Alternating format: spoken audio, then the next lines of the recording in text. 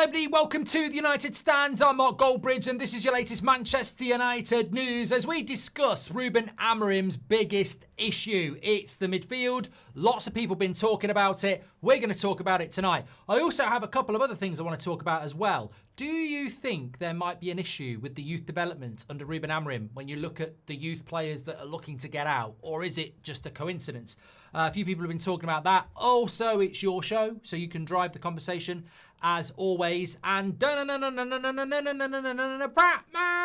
we've got an update straight away. I don't like doing topical stuff on an 8 o'clock show because I want to get into the real debate. That's what the 8 o'clock shows are about. They're very different to our other shows. It really is a back and forth and a conversation where anything goes, really. But there is a bit of breaking news coming out. I don't know how good the source is, but apparently Trabzonspor are looking at bringing Andre Onana in on loan. So this is coming in from Turkish reports. Trabzonspor have contacted Manchester United over a deal for Andre Onana, and this is coming in from @Takvim, which looks like it's a Turkish TV station.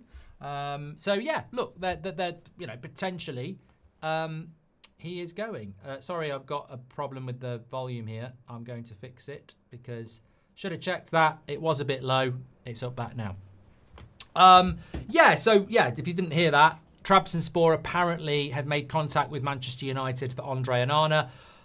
Obviously, I'd be very happy with this. I'd rather Onana went than Binder, and I have mentioned all along that I think a loan deal is most likely. As I said this morning, everybody reporting about Saudi is being mugged off because Saudi aren't stupid and they're not going to chuck stupid money at Onana and us because they've got eyes. But we might be able to do a loan deal, and that might be something quite positive. Although I did read this today, just before we start talking about the midfield, I did read this today from Fabrizio Romano.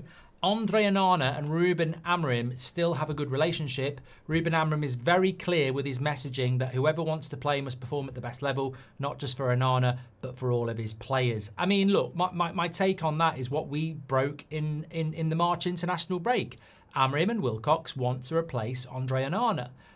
He has been unwilling to go, and that is why Man United have gone for a cheaper, younger goalkeeper that they feel can be the long-term solution. They didn't have £50 million to go and buy Donnarumma or whoever anybody wanted. So Onana's reluctance to leave Man United has forced their hand to maybe go for somebody a little bit longer term and a little bit cheaper.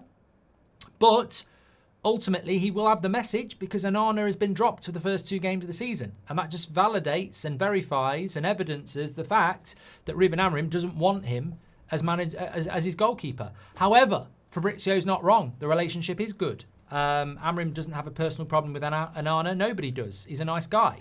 But nobody really trusts him as a goalkeeper based on what we've all seen with our eyes. So hopefully there is a loan deal there because ultimately I think it's the only way that Manchester United ever solve their problems. We can't sell our problems. We have to loan our problems. And I think that a player that's still got many years left on his contract on 140 grand a week, which for an outfield player is basically 200 grand a week, it's a lot of money. So maybe a loan is the way to go. Get Prattman out, says Liam Vernon. The transfer window is closed. Why is it still going on? Turkish and Saudi transfer windows are still open for about another week or so. I think it's a little bit longer than that with the Saudi League. Anyway, I want to talk about the midfield.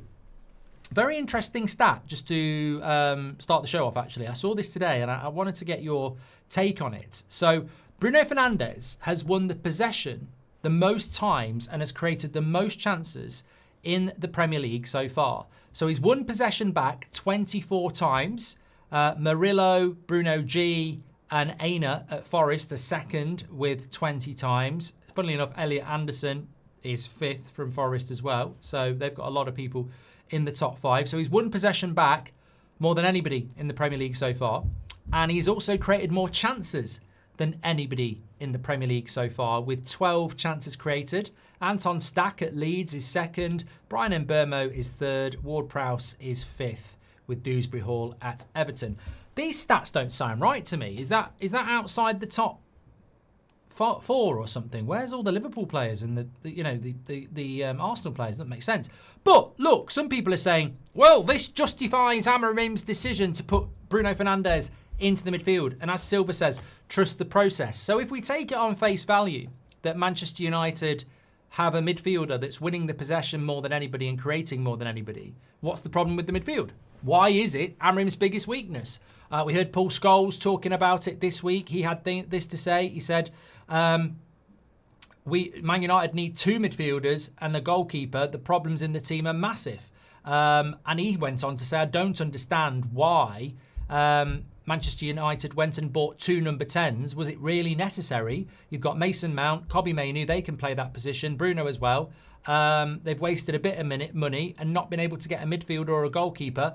It's not great recruitment-wise, is it? And that's from Paul Scholes. So, look, I ain't going to say anything. I've had my piece. I've said my piece. And I am baffled that we didn't get a midfielder. Also, I think it's very, very clear that United, or whoever was putting it out from United yesterday, that a midfielder wasn't a priority. As confirmed by Fabrizio, we did go for Conor Gallagher on the final day.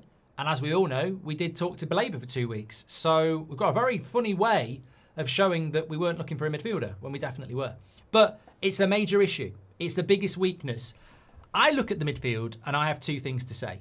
3 things to say. 1, what's our best combination? I think that's a question we can get into tonight. But my 2 things are this. That midfield lacks intensity, speed, stamina, whatever you want to call a player that gets around quickly, intensely for 90 minutes. I think we lack that. I also think we lack a defined midfield pairing. This is one of my biggest complaints. I don't see what a midfield pairing works. If you put Casemiro with Bruno, you've got somebody out of position and somebody coming towards the end of their career with no legs. If you put Ugarte and Mainoo together, you've got a very low confidence player in Ugarte and Mainoo, who, you know, we're sort of like waiting to see if he can get back to what he was. We've got, you know, Mainoo and Bruno, which feels like it's not got enough defensive cover. You've got Ugarte and Casemiro that just feels like it's too defensive. And then you've got Ugarte and Bruno, where Ugarte is going to have to do a lot of defensive. Anyone with Bruno is going to get overworked, effectively. So I can't build a 2 out of our 4. And also, out of our 4, we don't have anybody that really has all the traits we want, which is why Amorim was looking for a midfielder. So it is a big issue. And, you know, that's just an honest analysis. Someone in the chat just said, I was going to do it, I completely forgot. Someone said, well, what do you think about Bruno then? He's getting all those possessions and all those recoveries and he's creating all those chances and you've said he's not a midfielder. I actually quote tweeted it today. So this is what I said. So I saw that Bruno has won the most possession in the Premier League this season and he's created the most chances in the Premier League this season and all from the number 8 position. And this was my response on Twitter. I said, these stats are way too basic though. He's clearly giving his all, but check his heat maps. He's everywhere and not disciplined enough for a midfield 2. Plus, we didn't beat Fulham because he let his runner go. And this is why stats, to me, must always be backed up with the eye test and other stats. Just because Bruno's got the most recoveries and the most chances created, did he not let Smith Rowe go and get a tap in against Fulham? Yes, he did. Is he everywhere and nowhere, baby? Yes, he is. His heat map is right back, left back, everywhere. So I don't care about your ball recoveries and I don't care about your chance creation because my midfield needs discipline and it needs people who pick up the runners and it needs people who stay on their post, in post. And Bruno doesn't do that. So look, this issue, this weakness, this conversation will continue all season. You've got, you know, I would rather have Gary Neville as the owner of Manchester United than Sir Jim Ratcliffe because Gary Neville sat there over the last few weeks and repeated exactly what we've been saying on here for months. Man United desperately need a goalkeeper. Man United desperately need a midfielder. Paul Scholes, absolutely correct. I think we need 2 midfielders, not 1. You know, people say get a midfielder. Has anyone considered that I think Paul Scholes is correct? I think we need 2 midfielders. I actually genuinely think we need 2. Casemiro needs replacing. And Bruno needs replacing in that midfield. And then you don't know whether Ugarte and Mainoo are going to be enough. So I think we need 2. But look, the window is closed. The question is, how do we get through the next few weeks? Because I don't think the midfield conversation is over. Unless United are going to win every single game and win the league, I don't think the conversation's over. I think sometimes it will be unfairly blamed because it's an issue. It's a little bit like, you know, the biscuits in the cupboard, right? You've got someone in your house who keeps nicking the biscuits without asking. You know, the hobnobs are always going down. Who is it? All right? Might be you. Might be me. Probably would be me. But, you know, occasionally you don't actually take the biscuit. Someone else does. But you get the blame for it. And I think the point of the biscuit analogy is there will be games where we lose and people blame it on the midfield and it might not be their fault. But there will be games where we lose and it will be their fault. So this is not over. This is going to be a conversation again and again and again. And it may end up with Amorim losing his job. I hope not. But it's certainly going to be a conversation. And it's certainly the biggest weakness in that team if we solve the goalkeeper issue, which we don't know. My personal preference on the midfield too is controversial and it will never happen. But out of those 4 players, and I will stick with this, my favourite combination out of those 4 players, if I cannot have Casemiro of 4 years ago, is Ugarte and Mainoo. It is. That is my 2. I'd stick with it. I'd work with it. I'd give it 10 games. And I'd basically not be subbing them off at half-time. Not be saying, you know, you've got to work harder. I would go with that midfield too. And we will have problems with it because I don't think it's the midfield 2 that's going to get you in the top 4. But when I look at a team and I look at a midfield, I want balance, I want people who complement each other, and I want discipline. And what I know I'm going to get from Ugarte and Mainoo, because I've seen Mainoo play 6, I've seen Ugarte play 6, they're not going to wander to the right wing, to right back, to left back, to number 10, to striker. You know, I've seen Bruno as the midfielder running past the striker to lead the press. You know, it's like bloody William Wallace in Braveheart. Follow me! Freedom! No, that's Jadon Sancho. But, you know, I do think, and obviously I can't put Casemiro there because, you know, he's slow. I do think Ugarte and Mainoo, if you stick with them, are the best balanced midfield too. I put Bruno at number 10. But on the tour, I feel like I dreamt it, but I distinctly remember on the tour they did have a period together, and I felt it worked. But look, I don't think it's going to happen because you're always got to accommodate, you know, 600 grand a week of talent, which is Casemiro and Bruno. But that's where I think I would go with that. Akel says you missed the Grimsby game. I don't remember Ugarte and Mainoo playing together in that game. Do they? Maybe they did. I don't remember that game. Maybe they did in the first. Well, they did in the first. You're right. They did in the first half. It didn't work. But that's my point. And thank you very much for correcting me on that because I have tried to blank that out. But that's my whole point. Who remembers when we got Fred? And he used to start hardly ever. He'd get little cameos. And we all sat there and said, with Fred, you've got to give him a game and stick with him. And there's no... I find it massively irritating when someone gets a chance and then they get taken out of the team. Like, I genuinely think if you're going to give something a go, give it a go. Like, give it 3, 4, 5 games and watch it either get better or get worse. And I look, but you make a great point. We did start it against Grimsby and it didn't work, but nobody worked well against Grimsby. It wasn't like everybody else played well as well. It was a bloody nightmare. So that would be my choice. But having said that, you might disagree. It is slim pickings because I find it very difficult with that midfield 4 at this moment in time to build combinations. And when you think about the Man City game, by the way, how is this going to work against Man City and Chelsea? How is this going to work against Man City and Chelsea when you're going to be playing... I mean, look, it's not the Man City midfield of old, but it's still going to have Rodri in it at the Etihad. How's it going to work against Enzo and Caicedo the following week at Old Trafford? Are we seriously going to play Bruno and Casemiro? You know, against teams like that? Scary, scary, scary. They played together on the way on the US tour, says Jimmy, against West Ham. There we go. I didn't dream it. Thank you, Jimmy. It's my birthday today, but I'm sick with the flu. This community is keeping me positive. Just want to say keep up the great work, you and the team. Thank you very much, Carrie. Get well soon. For a minute there, I nearly said rest in peace.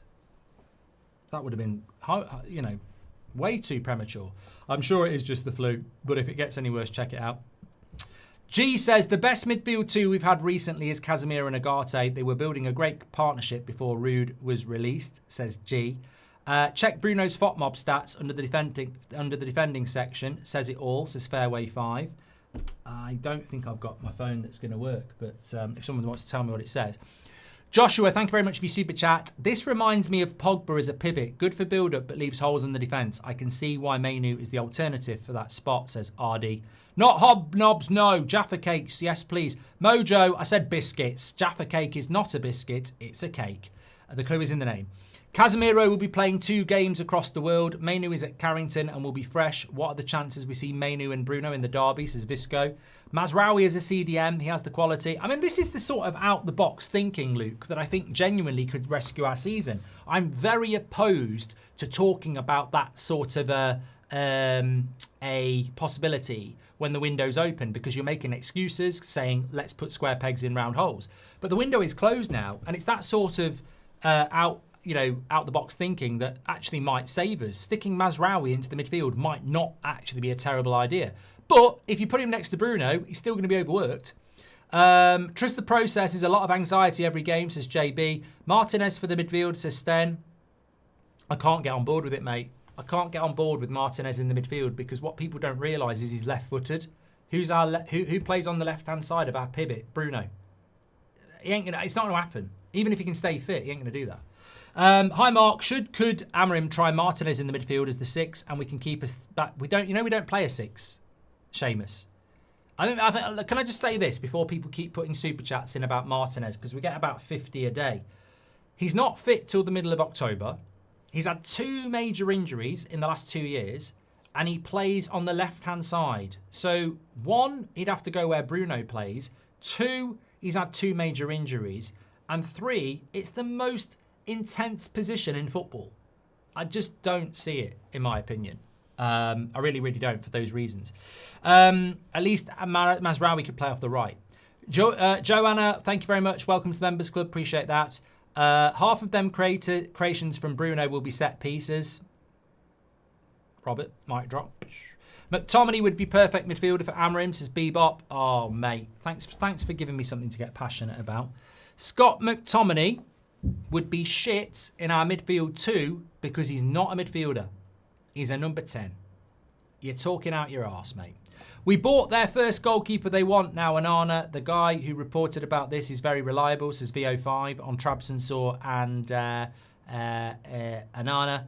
Get Prattman out, says Liam Vernon. Thank you very much for that.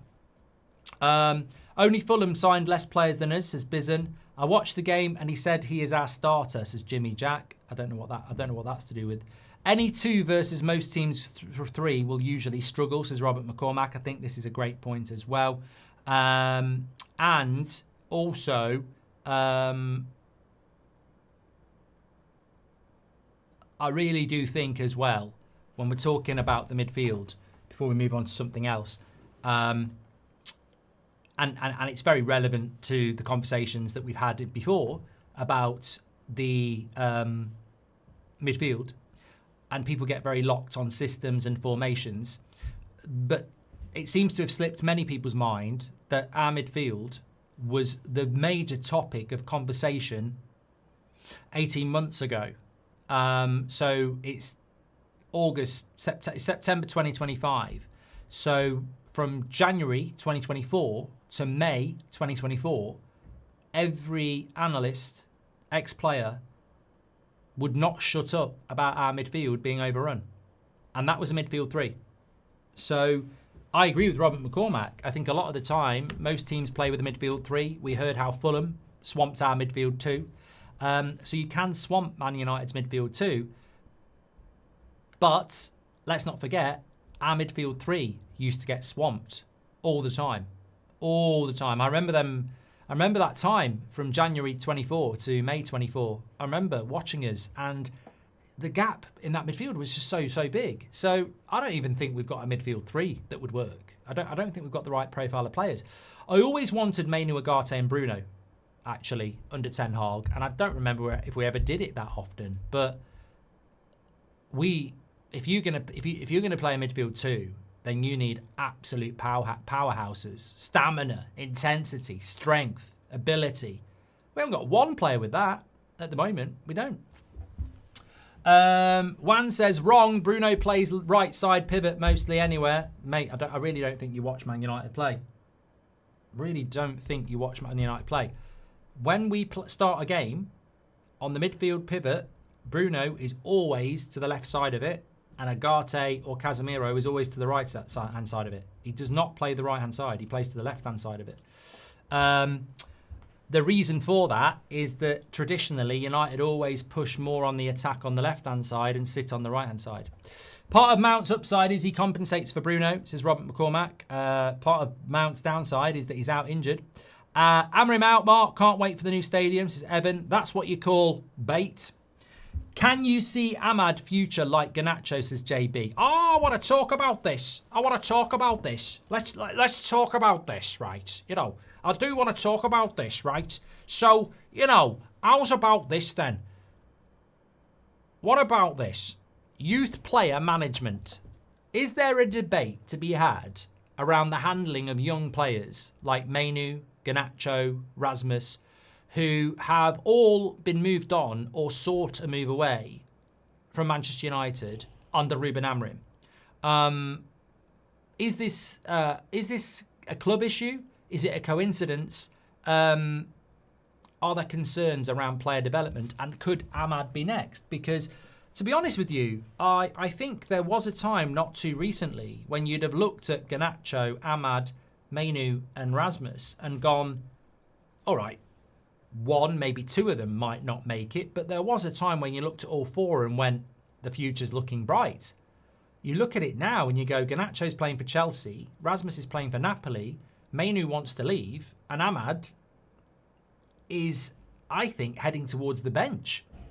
I don't think he's going to work as a right wing back, and we've just swamped the number 10 position, which was where he was playing. So, you know, is there a bit of a... why is it that, you know, when Ten Hag left, you've got people like Rashford and Casemiro who don't say anything, but when Ten Hag got sacked, people like Mainoo, Garnacho, Rasmus, Ahmad were very complimentary of him on their socials.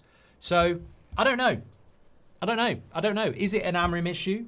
You know, is Mainoo's issue an Amorim issue? Let's take it away from Garnacho. I don't want to talk about him. Rasmus is gone. Ahmad's still starting games. Is Mainoo's issue with Amorim? And is Amorim, in his youth development, facing a bit of a problem? I don't know. I honestly don't know. It was an interesting debate point I saw being spoken about on a forum I sometimes take a look at, and I thought, you know what, I'm definitely going to bring that into the show tonight as a start of a 10 because, you know, I back Amorim, and he has got a good track record for developing youth at Sporting, and Man United have got, you know, a history of developing youth. You could pose the question that Garnacho fell out with Amorim, Mainoo might have an issue with Amorim, Ahmad could head down that route, and there could be an issue there. You could also raise an issue that United's over-reliance on youth has created a sense of arrogance with our youth, whereby because United always have a youth player on the bench, there's a sense of empowerment in our youth that they take too many steps too quickly. They think they're better than they are. They establish themselves in their mind quicker than they should do. The fire and passion and humility isn't there. And we certainly saw that with Garnacho. So, you know, maybe Amorim looks at some of these young players that he inherited from Ten Hag and goes, for me, you think you're on step 8. I think you're on step 4. You need to go back down again and work. And obviously with Garnacho, he wasn't willing to do that. With Mainoo, we are going to see that now because he didn't get the loan deal. I don't know. And also, is the way it's gone for Garnacho and maybe Mainoo and Rasmus, is it going to go that way with people like Kone, Obi and Aiden Heaven, who, to be honest with you, Aiden Heaven gets missed. And I know we've signed him and he's not technically from the youth, but he is 17 and Amorim has trusted him multiple times. So I think there's a balancing act here. I don't really think Amorim's done anything wrong with the youth. I think when he came in, Mainoo, Garnacho, Rasmus, Ahmad were all Ten Hag products, really. He has yet to bring through his young player. And every Man United manager does that.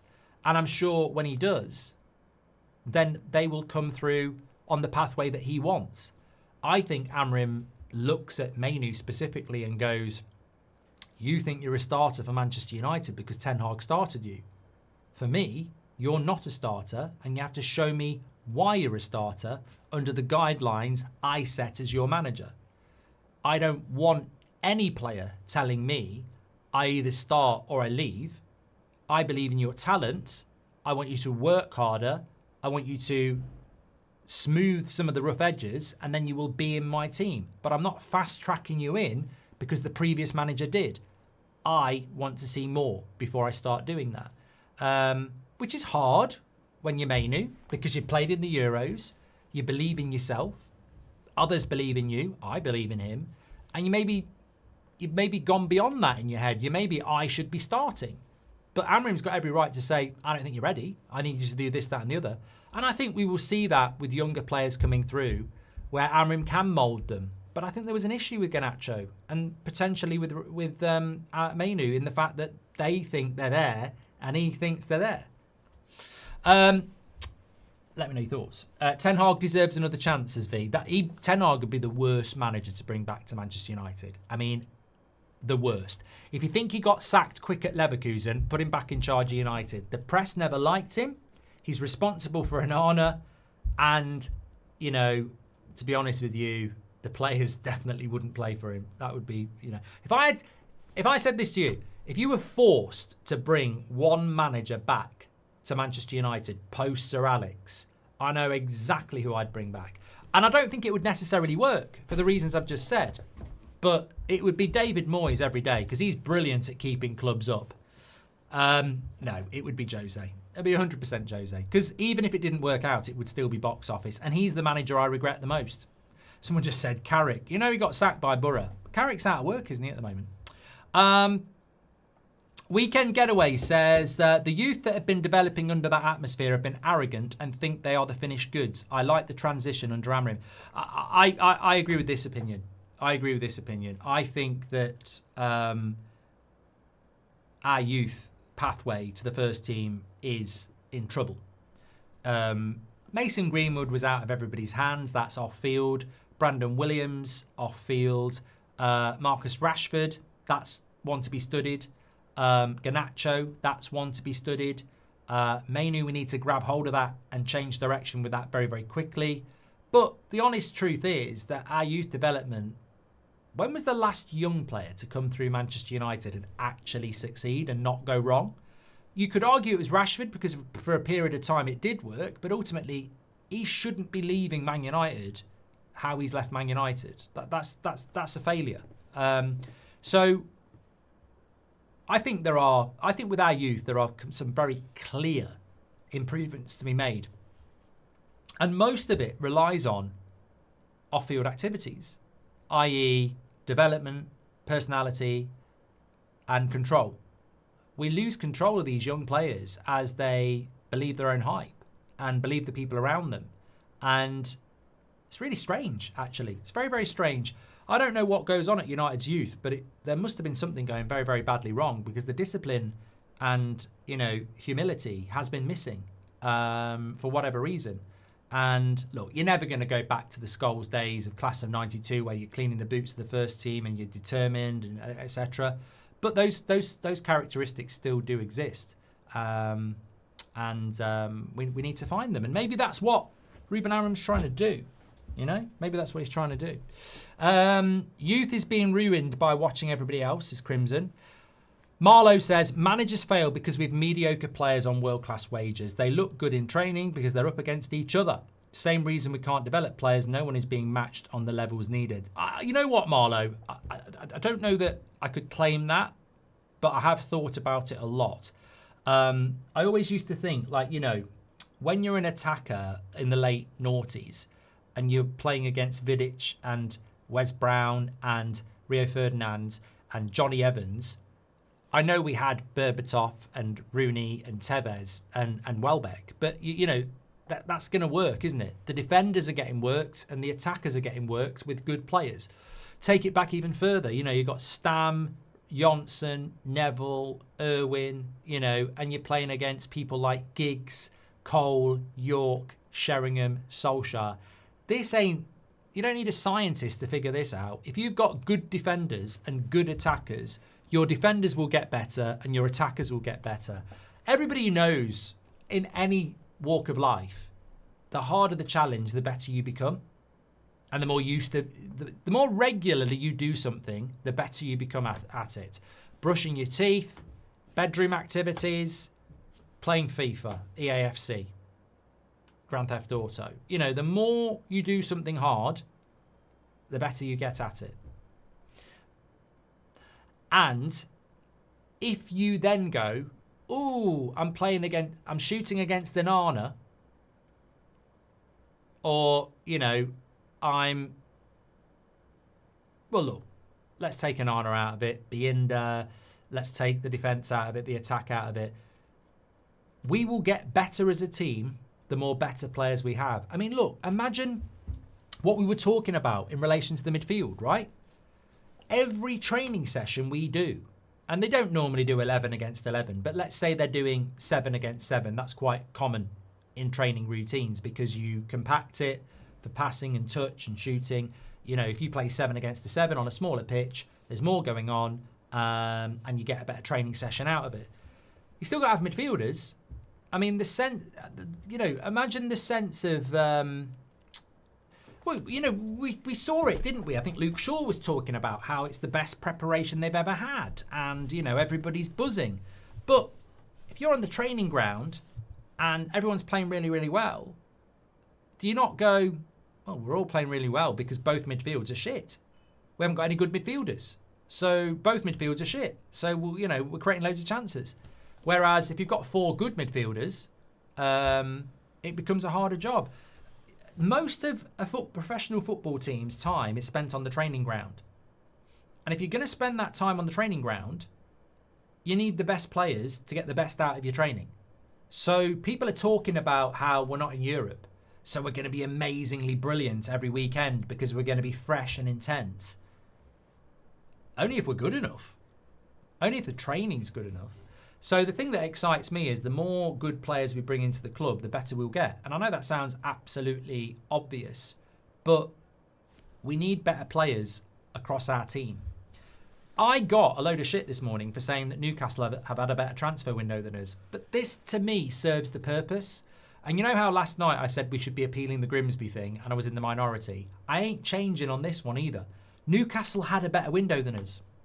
Oh, man's saying that Alanga and Voltameda are better than Burmo and Cunha. No, man's not saying that. Man's saying Newcastle had a better window than Man United. In the parameters that I set, what problems have you got? How many of them have you solved? Newcastle had a better window. If Man United just bought Alexander Isak, we've made the signing of the summer. Doesn't mean we've had a better window than anyone else if he's the only player we buy. If we buy bloody Kylian Mbappe, we've made the signing of the summer. But it doesn't solve the number 10 problems, the goalkeeper problems, the midfielder problems. So Newcastle had a better window than us because they got a backup goalkeeper and they've already got a good goalkeeper, so they're one up on us. They brought another centre-back in, which they needed to provide cover for the centre-backs that they've got. They brought in Jacob Ramsey into the midfield, where they're very, very strong, but it gives them another quality midfielder. They brought Alanga in on the right-hand side, who's better than Murphy, who did well last year. So they've now got 2 wingers on either side, Gordon Barnes, Murphy, Alanga. And they've brought 2 strikers in to replace Callum Wilson and Isak. At the end of the season, we'll know who finishes higher. But it doesn't change the opinion of mine right now that Newcastle's window was better because they solved every problem. Whereas United brought 3 brilliant players in Sesko, Mbeumo and Cunha, but we didn't solve the midfield. I would rather have got a cheaper Mbeumo, Cunha and solved the midfield problem, because then we'd have had a balanced window. As much as I love Mbeumo and Cunha, I agree with Paul Scholes, I'd have rather got a cheaper number 10 and bought a midfielder, or not bothered with a number 10. Because, you know, as we said on transfer deadline day night, if you're going to build a Ferrari, don't forget to buy the engine.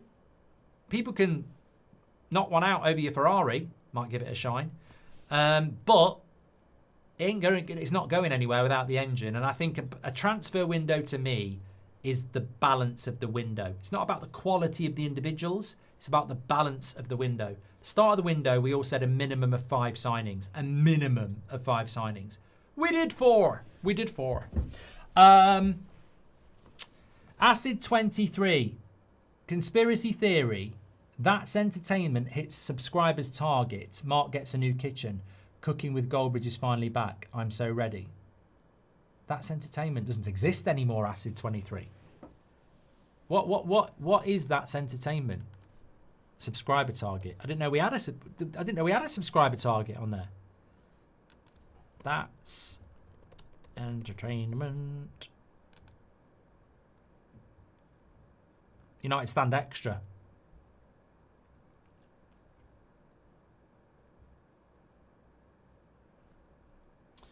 It's a lovely channel, United Stand Extra. Anyway, the reason Kenda didn't join United was because he wanted to become a winger instead of a wing-back. Amorim high demands may contradict entitled youth, says Bisson. Class of 92 didn't have social media. I don't know why I'm talking like that. Clinton says, the class of 92 didn't have social media. I think it's a fair question to ask. Are other clubs having the same problems with their youth? It may be generational rather than just United. I don't know, mate. I mean, look at Arsenal.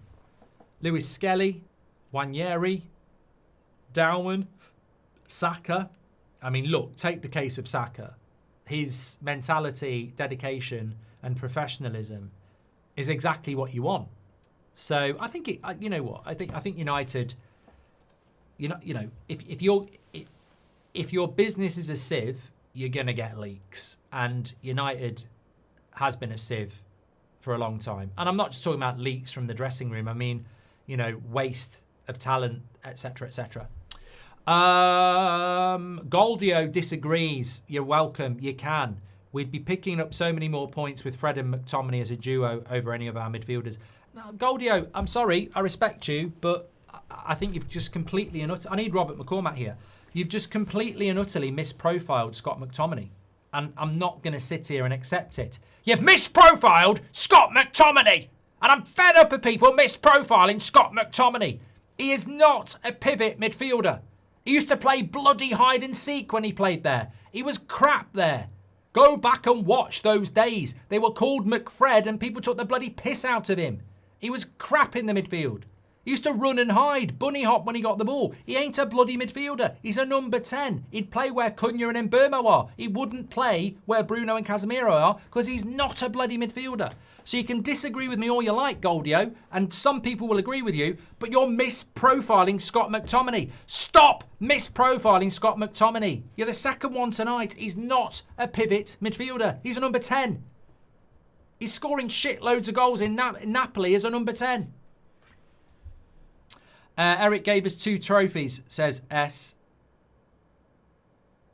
Wakas says, I was actually acting there with Goldio, by the way. But you are misprofiling McTominay. Youth development also depends on how successful a club is. Managers are always on their toes and do not trust the youth. We need stability first. Wakas, absolutely honest. You've kicked ass with that because you're right. How much time have you got to develop when you need results? Amorim has 0 patience. He has to deliver. He hasn't actually got time to go, I'm going to play Agate and Mainoo for 5 games and see what happens. He can't. You make a great point. Where is the patience for Amorim to test and try things? Why do you think Dalot is back at left wing back? I know why he's back at left wing back. I know why Bruno and Casemiro are in the midfield. Because he's using players who he trusts, who are professional and experienced. And that can be a slippery path. Dorgu was having a good season, had a bad game, and he ain't in the team anymore. Dalot is playing at left wing back because Amorim looks at Dalot and goes, professional, one of my leaders, I can trust him, he'll do a job. Casemiro and Bruno in the midfield, professional, experienced, I can trust them, they can do a job. We are eradicating very quickly our team of potential for experienced lieutenants. That's why Dalot's been back at left wing back and he's shit there. And the reason for that is because Amorim hasn't got time at the moment for patience and experiments. He's got to deliver, which is going to be very interesting around the goalkeeper, actually. I'm very, very confident that Lemens will not be our goalkeeper against Manchester City. I think he's going to stick with Bayinda. Mazraoui is a central midfielder, passing lane type of player. And what if until Martinez is ready, we try Casemiro as a ball-playing defender at central centre-back to help build from the back? There's nothing wrong with our centre-backs, FIFA Beetle. You know, we've got Yoro, we've got De Ligt, we've got Luke Shaw at the moment, we've got Harry Maguire. I think our centre-backs are absolutely fine. Absolutely fine.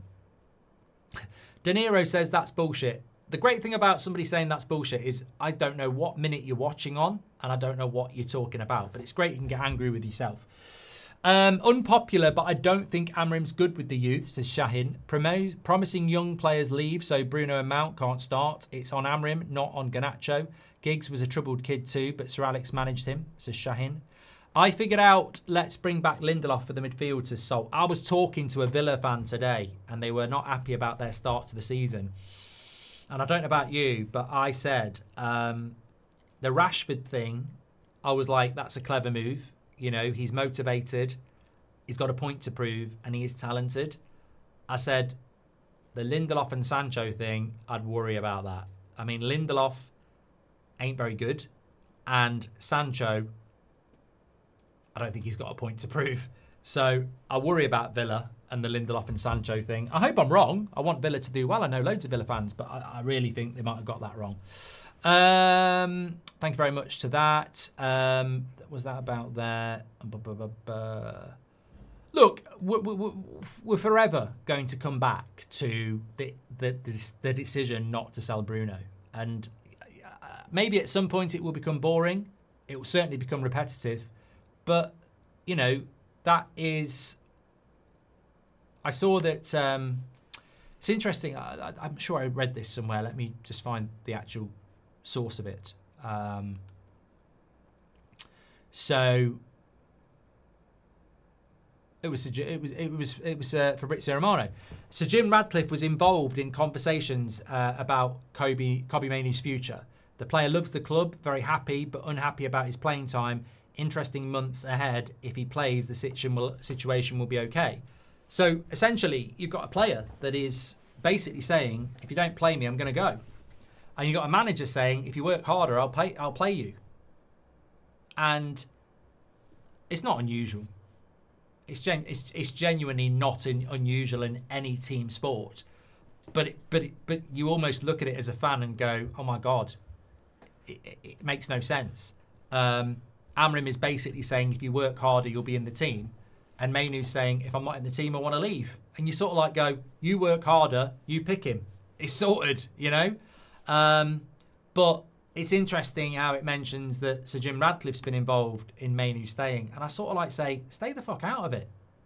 You're not the CEO, you're not the director of football, and you're not the manager. Don't need you involved in it. You know, we do not want a Marianakos from Forest. We do not want an owner who's picking up the phone and going, hello, Cobby. That's not how you do it. At the end of the day, Cobby, you know, do what I do. Have a glass of champers. At the end of the day, it relaxes me. But no, I'm joking. I'm fucking with you, Cobby. End of the day, don't have a glass of champers because you're a professional athlete and we value you. And I value you a lot. Like, 60 million I value at, you know, for being honest. But no, I'm fucking with you. At the end of the day, I value you as a young player at Manchester United who can have a great future here, like great midfielders of the past, like Cleverson and, Schneiderlin and Jemba and Carrick. That's what I meant, Carrick. And, I run the club. So, you know, you've got me on the phone now. Bloody hell. You've got me on the phone, Cobby, asking you to stay. Bloody hell.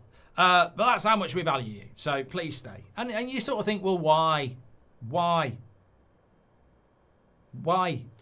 does Sir Jim Radcliffe have to get involved in Mainoo staying? I don't care about what Sir Jim Radcliffe does or Joel Glazer does.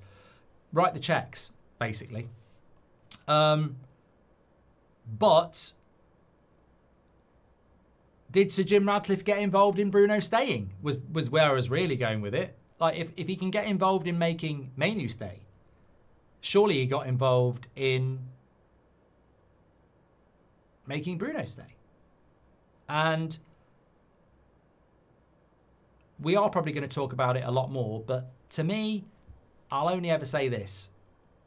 He's not a midfielder, and there was 90 million quid there. We haven't got a midfielder. We haven't got a first-team keeper, I don't think. So, do you believe what Garnacho said about Messi telling him to go to Chelsea? He's Chelsea's problem. He's a talented player, but I think he believes it. Look, we were just talking about that. He definitely thinks he's at a level he's not. He definitely thinks about Messi and Ronaldo a lot. And he ain't Messi or Ronaldo. And he never will be. And his obsession with Messi and Ronaldo is admirable because they're two of the greatest players that's ever played the game. But he ain't never going to be Messi or Ronaldo. Never in a million years. So I don't know whether Messi told him to go to Chelsea. I don't know. Maybe why? I don't know. But look, he's 21 years of age. Still very young. But look at what Messi was doing at 21. Anant says that sounded like Sean Dyche. I know, I didn't go posh enough, J-Dad. Anant says, Eric Ten Hag is responsible, but so are the fans for the De Gea case. I still remember fans and even Beth going after De Gea every week. Not blaming Beth, though, says Anant. Everyone's entitled to their opinion, mate. We said this last night. Like, you know, I don't think that people get it wrong. You know, obviously Beth said many a time she got it wrong. And owning that mistake is absolutely fine. I've done it loads of times. Where people go wrong is that there is a growing breed of person in this fan base who lives by the I want to be right thing. And that's more dangerous. Look, I could sit here smugly and go, I stuck by De Gea all the time, and I did. But it doesn't make me any better than the people that didn't. I think they genuinely thought we needed a ball-playing goalkeeper. And I think they genuinely didn't appreciate just what De Gea brought to the team as a shot stopper. Well, they bloody do now. You know, there was an obsession with the ball-playing goalkeeper. My stance was twofold. One, even if we play out from the back, the defence can't play through the midfield to the attack, so why have a ball-playing goalkeeper? And two, the grass ain't always greener. We've got a very good shot stopper here. How many better shot stoppers are there than David De Gea in world football? And he certainly wasn't Onana, was it? I was quite happy when we got Onana, though. I actually thought he was going to be better than he was. I put my hands up, but I didn't like what we did to De Gea. If given the chance, would you take back Amrabat, Sabitzer or Fred on loan? I don't actually know anything other than Sabitzer is doing well at Dortmund. I don't know what Amrabat's doing, and I don't know what Fred's doing. I don't hear about them, so I'd probably say Sabitzer if I had to. Why can't one of our centre-backs step into the midfield when they see Bruno and Casemiro getting run through? There's no need for all three to sit back when most teams don't use dual strikers anymore. Barnaby, I think this is a very intelligent point, and it's one that we need to solve. Most teams play with one up front, and most of the time we've got three centre-backs. You know, I half expect one of our centre-backs to be sat on the side having a rest. because they're not needed a lot of the time. We are overstacked at centre-back, and one of them should be stepping into the midfield. Definitely. But until we master the system, you know, we are still getting swamped in the midfield. If it works really well. We will go on a streak latter half of the season. Next window, 2 midfielders, and we finish 4th. Clip it up, says Keel. Where are we finishing this year, though? Hello, Mark. Is there a world that we live in where we take 3 points from City and Chelsea and from Chelsea? I can see it, says Brody. Mate, it's happened before. I remember it with Ollie. We played City and Spurs, and we were playing shit, and everyone went, this is it. This is where he's going to get sacked. Or maybe it was Mourinho, one of the two. And I think we beat them both. I think it was Mourinho. Or was it Ollie? Or did they both do it? We definitely went into 2 games where we were in a bad state and everyone went, this could be the end. And we beat them both. And one of them was Man City and Spurs. It might have been Ollie, it might have been Jose. So, look, we could not easily, but we could beat Man City and Chelsea. I don't think we will, but we could. And you know why? Because on our day, we can beat anybody. Look at how we played against Arsenal, then look at how we played against Fulham. Look at how we played against Arsenal, and then look at what we did against Sheffield United. It was Ollie, apparently. It was just before Christmas, wasn't it? To be honest, Amorim's misprofiling Bruno, says Robert McCormack. Oh, 100%. 100%.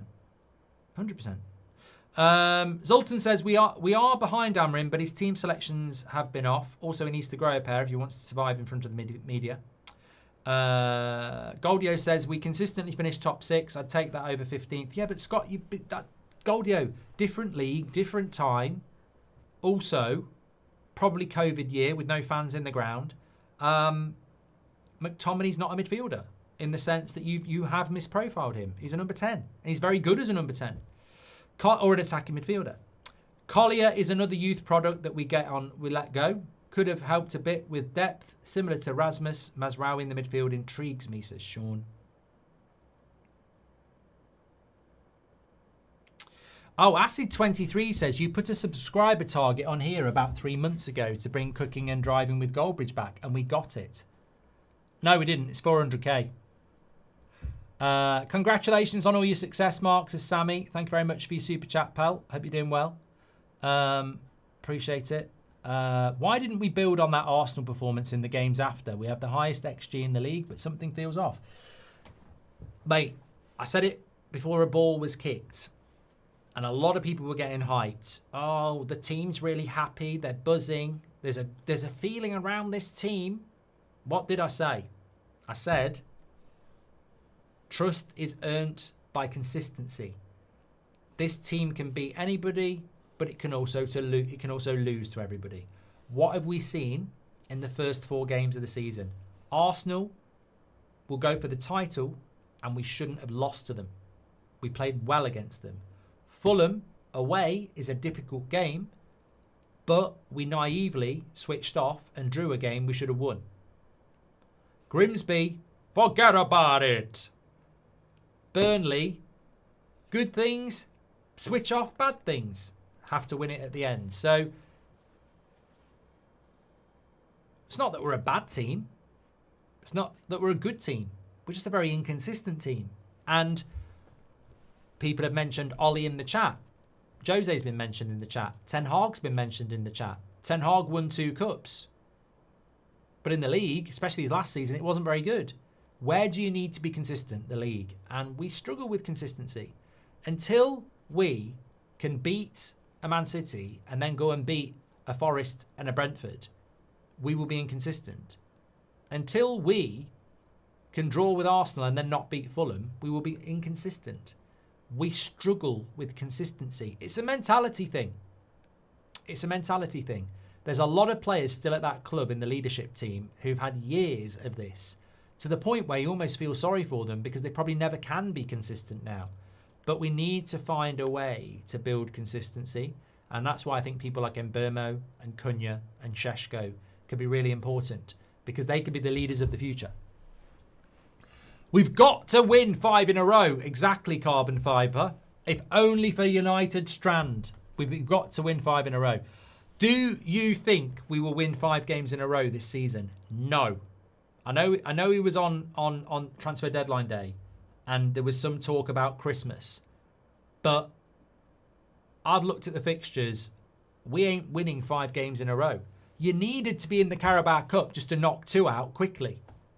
Two Carabao Cup ties sandwiched around, we ain't winning 5 in a row. I don't think we'll win 5 in a row this season. So what's going to happen to his hair? I mean, you're going to be panicking. Like, at some point, that becomes a problem. But, to win 5 Premier League games in a row, I mean, I was looking at the fixture list the other day. There's not, if you were playing Burnley, Sunderland, Leeds, maybe Everton and Brentford all in a row, even then I wouldn't fancy us to do it. But we haven't got that fixture list either. We won't win 5 in a row. We might go unbeaten for 5 games. We might win 3, draw 2, but winning 5 in a row, that would be consistency. And it doesn't feel like we're ready to do that. Not with our midfield anyway. Brody says that guy ain't cutting his hair for a few more years. I did see that Romano said we approached Gallagher. I mean, to be fair, Ben Jacobs did say it on transfer deadline day, so it's another scoop for him. But yeah, Mario24 says, I can't understand the Mainoo can't get into the team. It's a bit harsh, Amorim, to say that Bruno needed to be sold, because at the moment, where do you put Mainoo? He needs to play. Thank you very much for that. Bounty Hunter says, over the last few nights, I've totally agree with you on Onana. He's useless, but having a weak midfield and sloppy defence at times costs us as well. True. Abraham asked about the Romano approach Gallagher story. 3-5-2 gives 3 midfielders. With Cunha out, Sesko and Mbeumo up front, Bruno behind in a 5, can shift to a 3-4-3 for unpredictability, says MM. Pointless talking about formations, won't change it. Thank you very much, though, and appreciate that from Wayne Ruby. I got to go off tonight. That's why I'm dressed a bit nice. Otherwise, I'd do an after show. Actually, we'll do a bit of an after show. Thanks everyone for watching. Make sure you smash a like and subscribe. 8 o'clock shows are so good. We're working our way through lists of stuff that I've been writing out for ages that I wanted to get through. Obviously, last night's show, we were talking about big issues. Tonight, we've been talking about the midfield and the youth. And tomorrow night, we'll have some stuff for you as well. So I love the 8 o'clock shows. Thank you very much for that. Appreciate that. Dadok, though, I couldn't see your super chat anywhere. So let me just double check for you. Someone's moaning about didn't have their super chat read out, which I didn't actually see it. So could be a liar. Hope not. Weekend Getaway, did we read yours? Yeah, we did that.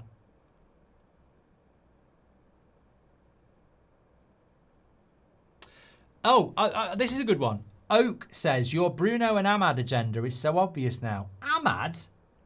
Mate, I genuinely think this is good for an after show. There are people out there that hear voices in their head. Like, I've got a Bruno and Ahmad agenda. Ahmad? At what point in my whole time on here have I ever had an issue with Ahmad? Like, I've never even given him a bad mark, I don't think. Ahmad? What the fuck are you talking about, mate? I've never heard such shit in all my life. And as for my Bruno agenda, every bloody time I talk about Bruno, I say he's one of my favourite players. I want him as a 10. It's not an agenda to say Bruno can't play in the midfield. I just want him to play as a 10. He's one of my favourite players. I love Bruno. He's just being played out of position. I tell you what, I bloody love Cunha, but put him centre-back and I'll moan like an arsehole. I don't like him in the midfield. It's not an agenda against the player. Bloody hell. Ahmad? Agenda against Ahmad? Ahmad? My God. These people, where are they pulling this shit from? Mojo's just gifted 10 memberships at the end. Thank you very much for that. Rex, welcome to the Members Club. Thank you. Was Paul Pogba the last big midfield signing in terms of the amount spent? Must be. Must be, Paris. Must be. Anyway, after show. You know, yesterday I said it was a bit like an autumnal morning. It was clear skies. It was a bit cool. It was, you know, the trees were falling off the leaves. I really liked it. I hated it today. It pissed it down with rain. Seb's first day back at school, and I was walking back with him from school today, and it was the return of the double buggy. Oh, God. Pissing it down with rain, getting really wet, and walking down this pathway. And this, I can only describe it as, I don't know what it was, because they had one of those big, I don't know whether they're new. It was like it wasn't a raincoat. You know them, like they call them hoodies. Them hoodies. It was like a hoodie raincoat. It was like all the way down to their ankles with a big hood on it. And it was cream. And it was just like, I don't know, it was like Jabba the Hutt or something. I'm not saying they were fat, but like it was just there. You didn't know what was in it. And then it was pushing a double pushchair. And I don't like double pushchairs. I don't like double pushchairs. They take up too much space. You can't get past them, and they were walking slow as well. So you know what? I'm going to say this. I hate double pushchairs. And actually, you know what? I'm not going in on the fact that you might have 2 young kids. That's fine. It's up to you what you do with your chuff. But I don't like double pushchairs. And before anyone starts moaning about having 2 young kids and, you know, all that, you can get double pushchairs that are thin. One on top of the other, one in front of the other. You don't need to have the stupid bloody big. I hate the double pushchairs. I just hate them. Absolutely hate them. They're called a dry robe, apparently. Yeah. I don't like it. Look, one of my things I've always said is that people are obsessed with their own kids too much. People talk about their own kids and act like their own kids are really special. They're special to you. Cherish them. But other people have got kids and they don't necessarily see your kids as that important. Oh, I've said it. I've said it. Oh, sorry. Sorry, I've just said the thing everybody's thinking. You know? And when you turn up at a party or whatever like that, and there's a certain parent gobbing off about their kid learning the flute over the 6 weeks holidays, you know, oh, Marcus has learnt how to play the piano in the last 6 weeks. Seb sat on his arse watching YouTube playing Fortnite. Who do you think's happier? And actually, I'm sorry for telling you that, because I'm sure you don't actually give a shit what my kid's done. Exactly like I don't give a shit about Marcus. Go and play that tune. See you later. No. That's all because of double pushchairs. No, look, you know, honestly, I genuinely don't like double pushchairs. I really don't. I really don't. I'm not a Karen Bridge. I'm completely the opposite of a Karen Bridge. Do you know what a Karen is? I ain't that. Put Martinez in the midfield, says Ike. I hope you're behind. I hope you're behind. I hope you're behind. No, look, I've got loads of friends who've got kids, and I've got loads of family members who've got kids, and they're relevant to me because they're actually going to be at a house party or Christmas, and we might play FIFA against each other or whatever.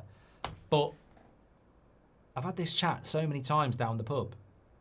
I've heard so many people say it.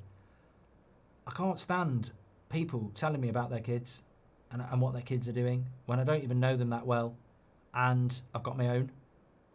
And I'm like, you can see the joy in their face when they're telling you about it, and it's great. But I've got no interest in it. And there's nothing wrong with that. Nothing wrong with that at all. But there are parents out there who are obsessed with their own kids to the detriment of your mental health. And that's the truth. And we've all come across it. Do what I do. I've actually got I'm not really bothered about them. It's the double pushchair that's got me riled. I've told you this before. This is what I do, and I've mastered it. When you get in conversation with somebody and you're not really interested, you just nod at the right time until the point that they shut up, and then you exit the conversation. Sometimes it'll take a few minutes because they're really interested in telling you their crap story, but eye contact, nod at the right time, And even better, like I said before, the more you do something challenging, the better you get at it. I found after a few weeks of doing this, nodding at the right time, eye contact, I actually found I could also think about something interesting as well. So whilst they're going on like that, my brain's taking enough in that if they question me, I can remember what they said. But I'm not really listening. I'm thinking about the midfield issue at Manchester United. I'm thinking about a weekend away with Mrs. Goldbridge. You know, I'm thinking about, you know, the drive to football for Seb on the Sunday and what routes I'm going to take. This is a very powerful tool in life, and you can use it at work, family gatherings, and with people who are boring you. Really, really good. As I say, just start off with the eye contact, then the nod of the head occasionally. Oh, that's interesting. And then move to the conversation in your head. Which, you know what? You could even do a bit of yoga, a bit of mind relaxation. You know, when else do you get 2 or 3 minutes where you can just take your mind away and relax? Think about a river. You know, a nice river that's flowing down there. Relax. Sid T says, at least you can relate. Imagine how I, as a 40-year-old guy with no kids, reacts to my colleagues talking about their kids. That's even worse, Sid. That's even worse. These people are so obsessed with telling you about their kids. What if they're talking to somebody who doesn't have kids or couldn't have kids? Trust me, they won't stop. They won't care. You know, if you're on a night out, I could imagine them all being sat down there with their glass of wine going, oh, Marcus this, Marcus that. And if somebody could put their hand up and said, I can't have kids, they'd probably go, oh. Anyway, Marcus, you know, it's so true. They've got no filter. No filter at all. Absolutely none. You know, you could be talking to them on the street. They'd be talking about Marcus. A cat could get run over and they'd still talk about Marcus. Oh, I don't know. Very good point. Well raised. Who was it who said it? I don't know. Their chat's just gone. Oh no, it's Sid T. Sahaj says, you can choose not to answer this, Mark, but would the scars of the past decades overwhelm us when we eventually win a title? I feel the pain will be too much to process the feeling of success. Give me a chance, Sahaj. So what you're basically saying is if we did win the league, the scars of the past would stop the celebration. Mate, we win the league, it's all coming off. The clothes are coming off. Everything's coming off. I'll tell you what, the scars of the past, I don't care. All you'll see is my arse running out to the garden. Bare arse. Evan says you actually remind me of Ricky Gervais. I'm not like Ricky Gervais. I do like The Office. I do like Alan Partridge. I do like Only Fools and Horses, and you might be, we'll see what happens. Don't make Mark Ahmad. You won't like him when he's Ahmad. Great show as always. I've loved the show tonight, Brian. Thank you very much. I've loved the show tonight, and I'm glad that I did the after show because it's been therapy for me about double push chairs. It's not even the person pushing the chair. I haven't got a problem with the chair. I haven't got a problem with the... In fact, I was quite intrigued by the hoodie raincoat because you know that rain that gets you really wet? It'd be great. It's just a double push chair. It's not the people in the double push chair. It's the double push chair. I can't deal with it.